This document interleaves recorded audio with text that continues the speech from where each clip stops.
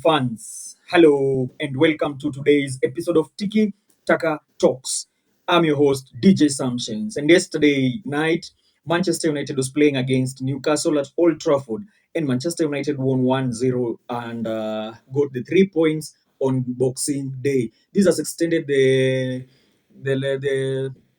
the winning streak from Sir Alex Ferguson until today. We have never lost any game that we've played on Boxing Day. So the first person that we played, or the last person we played Boxing Day with, was Sir Alex Ferguson, then Ralph Ragnick, then Ole Gunnar Solskjaer, then finally Ruben Amorim. The four of them have already won all the games that we were supposed to play against an opposing team in the Boxing Day match fixture. So this is how the game was from the first moment to the this. Let's talk first of all about the first half. So first half was very significant for us since we had all the possession and the gameplay was perfect for us.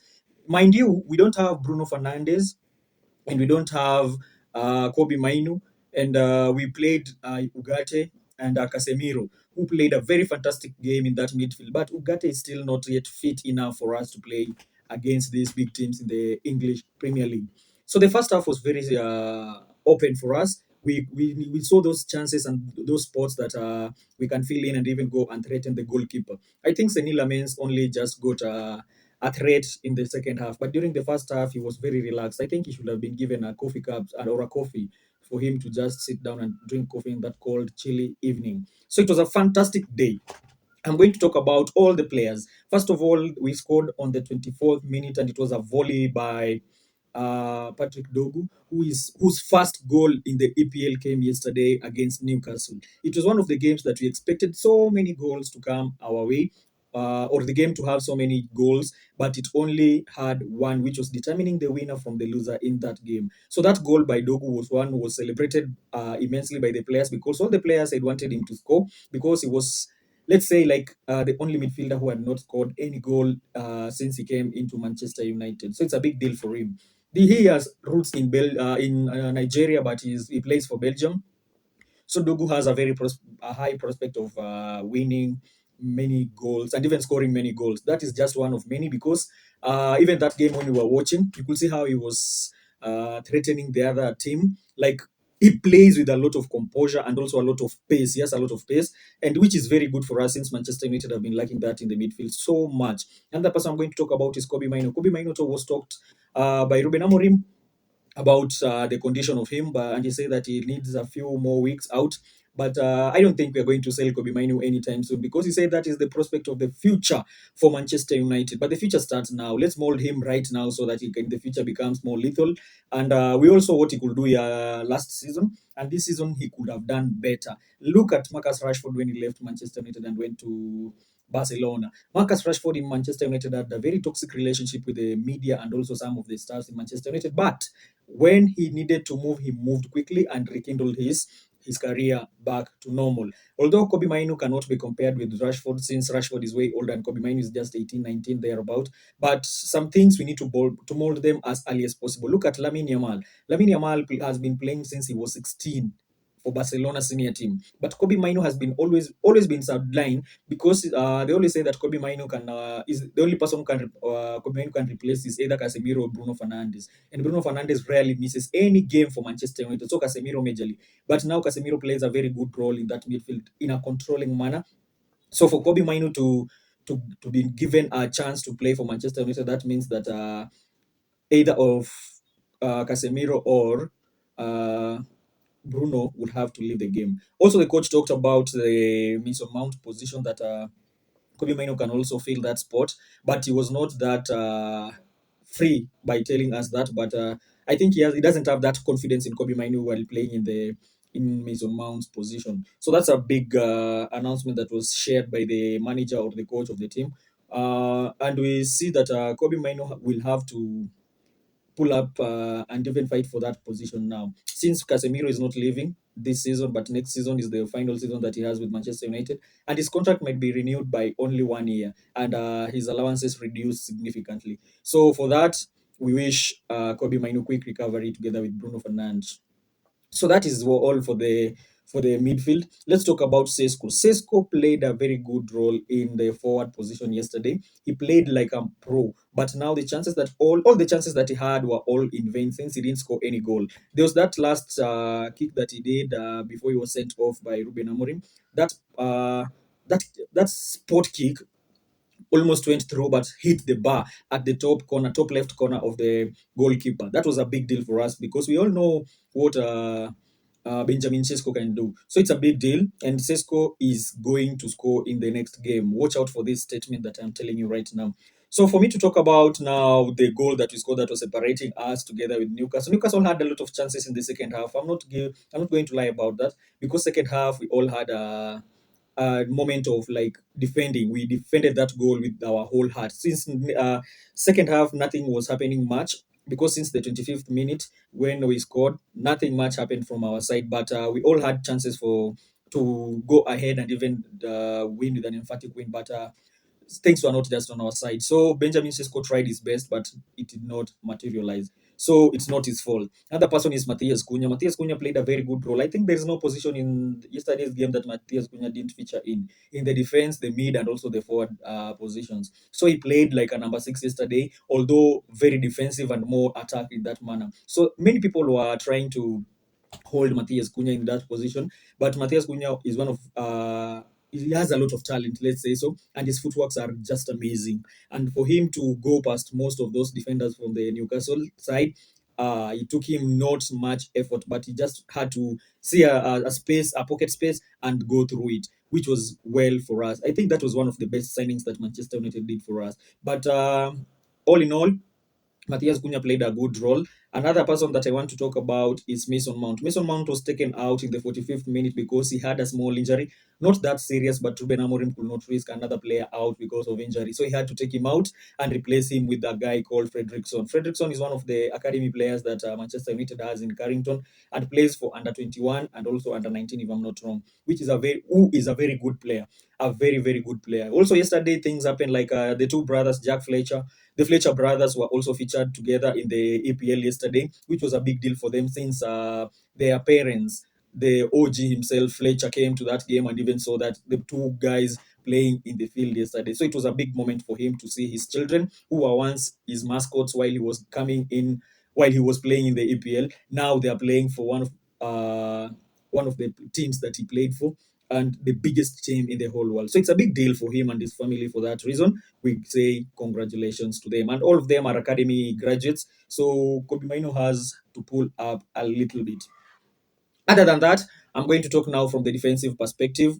Another guy that I look forward to was Lisandro Martinez. Lisandro Martinez plays a very good role in the midfield, more than even what Ugarte is playing in the midfield. And mind you, Lisandro Martinez is a defender, not a midfielder. But when he was given that captain armband by Bruno Fernandes, it is one of the things that made him just pull up and even advance to what he can do as a midfield also. We was a defending and attacking midfielder a little bit. So his shots were marvelous. We really missed Lisandro Martinez, the butcher, from that left wing angle. So another person I'm going to talk about is Ayden Heaven. We all have seen what Ayden Heaven has done for Manchester United. He has been improving immensely for the past like 3 months. You could see that Ruben Amorim is trusting this guy very much and starting him like often as possible since his replacements, Maguire and Delete, have all been sidelined because of injury for weeks. So he has put on that. He has put those shoes in himself. He has put his foot inside the shoes of those two, and it fits perfectly well. I don't think there is one day that we are going to put Aiden Heaven down and put another person in that in that post. And for that reason, Aiden Heaven had the best statistics in yesterday's game. Number one, he had 100% accuracy. Duels were won more. He intercepted a lot of balls compared to any other defender in that department, which was a big deal for him because many thought that Aiden Heaven was a flop when he was leaving Arsenal going to Manchester United. I think he was promised playtime and starting 11 in the starting 11, which he has been proved by what we have seen what he can do in that position. So Aiden Heaven, I'm going to give him a thumbs up for that reason. So Aiden Heaven also became the man of the match for that reason. The player of the match received an award for that reason, and it is a big deal for him. He's only 18, if I'm not wrong, 18 years, and he's terrorizing the Premier League like he is a master for almost 20 years in the Premier League. But all in all, we all appreciate what Ayden Heaven has done to us. Another person I'm going to talk about is Lenny Yoro. When he came in, Lenny Yoro played a fantastic role in that right back. He played like a pro, and he was one of the people who was assisting a lot with those overlaps. And today, or yesterday's game, I think Diego Dalot didn't leave Lenny Yoro all alone in the defensive department. I think they heard what the coach was telling him about not going much in front and leaving the position that he's supposed to play much, all for Lenny Yoro to dominate in that point. But that is not what Ruben Amorim has been training them. And yesterday you saw what we can do. So second half, it was a very tight game for us since Newcastle came in with a lot of heat.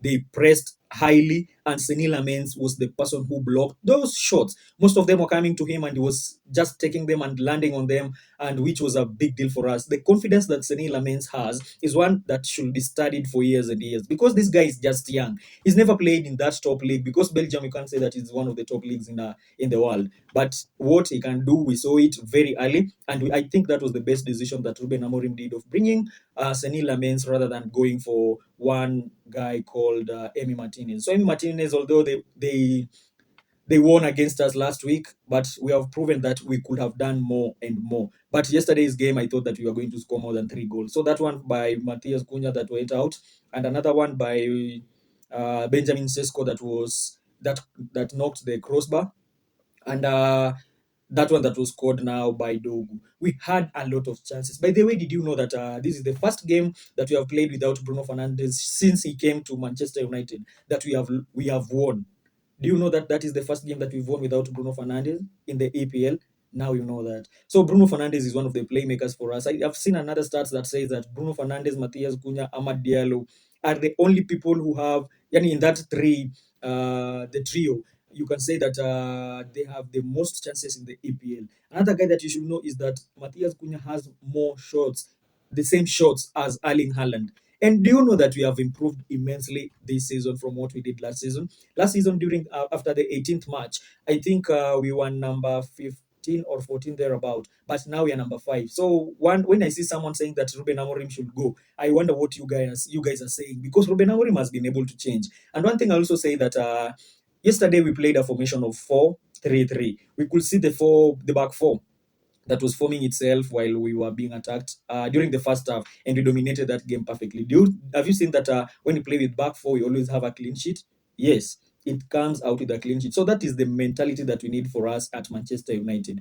But now that back four is not for Ruben Amorim. Ruben Amorim should not change his stats or what he believes in so as to fit what the players and some of the fans are talking about. The back four is not for him. It's not what we know him for. He has been able to prove his back three very well for us, and we have seen immense progress in that perspective. We can see what he was telling us, that he's not going to change the formation, but I think things are now falling in place for him. So currently we are in the same points together with the so-called world champions. That's what I am going to say, and the Premier League winners for last season's EPL. You wonder, and we are not yet in our best form. We have more than 11 players out currently with injuries and minor problems that are affecting them, but we are able to win games and even score goals. I have told you that we are the team that has more chances to in the final third of the opposing team or the opponent, which is a big deal for us as Manchester United. So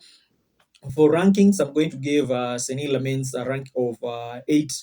Lenny Yoro, I'm going to give him a 7.8. Another person is Ayden Heaven. I'm going to give him an 8.8, going to 9, because what he did in that defense, it was marvelous for us. Another person is Luke Shaw. Luke Shaw, I'm going to give him a 6.5, because he also played a good role. But sometimes I think that Luke Shaw might be it gets tired a lot. And have you noticed that since February or March, when Luke Shaw came in, he has not gone out ever for an injury, which is a big deal for us. In the past 6 years, Luke Shaw has been out almost half of the season in an injury. But this season, I think he has proved himself that he's a defender for Manchester United and for a long term, although he's way older currently. But Luke Shaw has not been injured for quite a long time. We need to say that as much as possible because it is true. Luke Shaw has been able to maintain his fitness perfectly well. So kudos to him. Lisandro Martinez, I'm going to give him an 8 because he's just from injury, but he plays like he's been there all along. And he almost got an injury in that left foot that he was operated on, but we hope it is nothing serious for him. When you go to the midfield, we have this guy called Dalot. Dalot played very well yesterday. We appreciate what he did, and I'm going to give him a 7. Casemiro is going to be given an 8.5. And I wonder why Ruben Amorim took Casemiro off during that game. Because Casemiro was the man who was holding that game. And if you noticed, Casemiro did not believe, he was surprised that Ruben Amorim could have taken him right then during the 1 hour mark, at the 1 hour mark. And Casemiro still had a lot to offer. He was surprised, my friend. He just like me.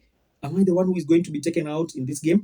And immediately when he was taken out, Manchester United started losing ball. Now Newcastle were dominating us in our final third. In their final 15 to 20 minutes, they were dominating Manchester United and threatening with a lot of shots. But now you all say that Woltemade is going to score Manchester United like the way he scored against Chelsea and even have a hat trick after he had a brace with Chelsea. Now things like that don't happen in Old Trafford just easily like that. So for us, it is a big win for us. And did you know that during this game that Manchester United played against us, Newcastle, we had a problem of possession. I think after we scored, we just relaxed and now defended the ball because we had a percentage of 33% in terms of possession, but we won with 3 points. So it doesn't matter the possession. We just need the 3 points because possession, we've been having more possessions other than even more than even big teams. Like Man City, we had more possession than them, but they scored goals and even defeated us in that perspective. So for us, we need a lot of grit. The greatness